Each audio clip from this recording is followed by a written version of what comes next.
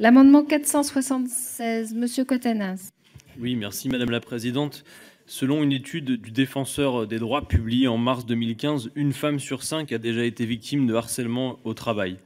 Les gestes et propos à connotation sexuelle sans le consentement de la personne, les blagues à caractère sexuel, le chantage sexuel ou l'envoi de messages à caractère pornographique sont les manifestations les plus rapportées du harcèlement dont elles sont les victimes.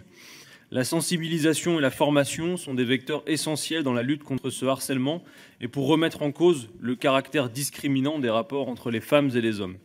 Les actions de promotion de la mixité dans les entreprises, de sensibilisation à la lutte contre les stéréotypes sexistes et pour l'égalité professionnelle entre les femmes et les hommes sont mentionnées par le Code du travail comme entrant dans le champ d'action de la formation professionnelle continue.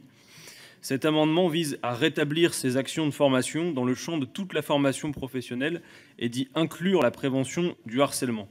Le 9 mai dernier, Madame la Ministre, vous présentiez avec la secrétaire d'État aux droits des femmes, Marlène Schiappa, vos 15 actions pour en finir avec les inégalités salariales et lutter contre les violences sexistes et sexuelles. Parmi celles-ci, figurait la nécessité de mieux former et de lutter contre les stéréotypes de genre. Eh bien, cet amendement est donc aussi un bon moyen de mettre en cohérence ce projet de loi avec les déclarations du gouvernement. Madame le rapporteur. Oui, Monsieur Katnas, donc soyez sûr que je partage complètement votre préoccupation par rapport à cette lutte contre les stéréotypes sexistes et la nécessité de sensibiliser l'ensemble des acteurs de l'entreprise à ces questions-là.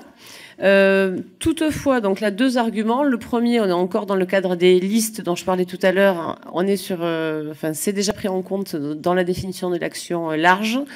Et deuxième précision, cette question de l'égalité homme-femme, cette question de la prévention du harcèlement et du sexisme seront traitées par la suite dans le projet de loi, dans le titre 3, à l'article 62. Donc je vous donne rendez-vous à ce moment-là pour pouvoir justement en discuter de manière plus précise. Donc avis défavorable à ce stade. Je mets aux voix cet amendement qui a reçu un avis défavorable. Qui est pour? Qui est contre? Il est rejeté.